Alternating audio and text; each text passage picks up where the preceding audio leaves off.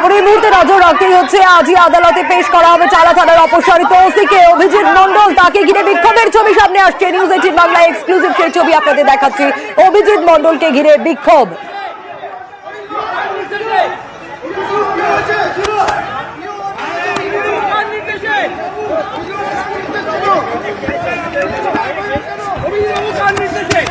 এই ছবি সিজিওর সামনের ছবি। আজই আদালতে তোলা হবে অপসারিত ওসিকে। এই মুহূর্তে ঠিক কি পরিস্থিতি, আরো বিস্তারিত এই বিষয় জানাবে অর্পিতা আমাদের। অর্পিতা, গতকালই গ্রেপ্তার করা হয় চালা থানার অপসারিত ওসিকে। অভিজিৎ মন্ডলকে ঘিরে কি কারণে এই বিক্ষোভ, কি পরিস্থিতি এই মুহূর্তে?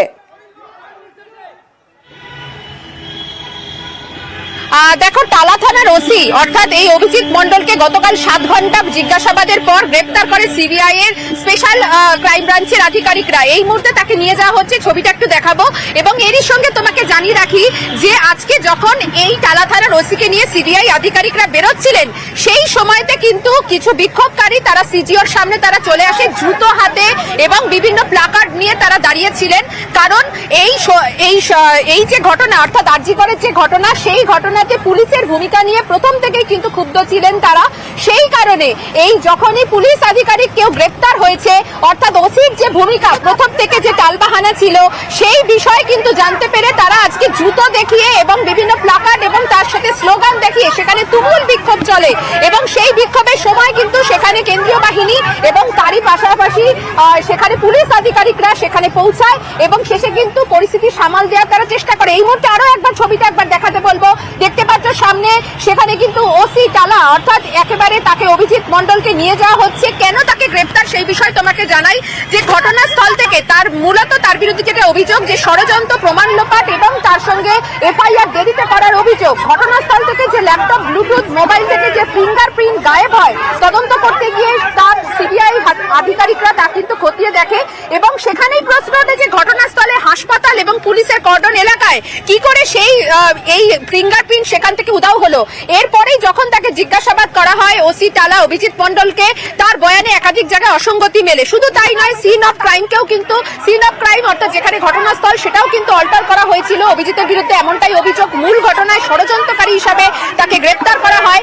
মামলা দায়ের করতে এত দেরি কেন সেই বিষয়ে কিন্তু জানানো হয় যে কার নির্দেশে তিনি এরকম করেছিলেন। অভিজিৎ মন্ডল তিনি বলেন যেমন নির্দেশ এসেছিল উপর থেকে সেইভাবেই কিন্তু কাজ হয়েছে।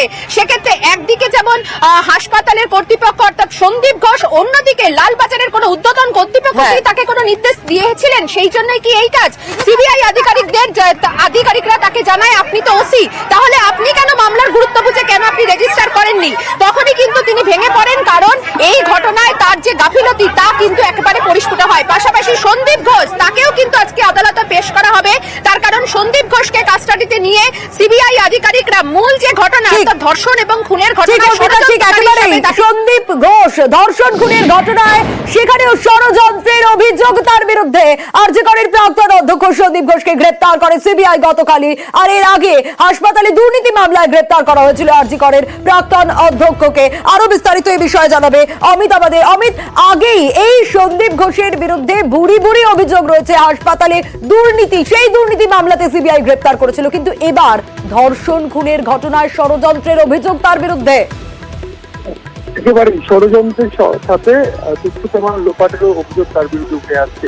তদন্ত করতে গিয়ে তদন্তকারী আধিকারিকরা যে সমস্ত তথ্য প্রমাণ পেয়েছেন, সন্দীপ ঘোষের স্টেটমেন্ট, সন্দীপ ঘোষের সরকারি যে গাড়ি, সেই গাড়ির চালকের যে স্টেটমেন্ট এবং টাওয়ার লোকেশন ও টাওয়ার ডাম্পিংয়ের যে সমস্ত তথ্য সিবিআই আধিকারিকের হাতে এসছে, তাতে বিভিন্ন জায়গাতে দেখা যাচ্ছে যে সন্দীপ ঘোষের বয়ান এবং কাগজি কলমে যে সমস্ত বা ডিজিটাল এভিডেন্স যা পাওয়া যাচ্ছে তাতে তিনি মিসলিড করার চেষ্টা করে গিয়েছেন, তদন্তে অসহযোগিতা করেছেন সিবিআই আধিকারিকদেরকে।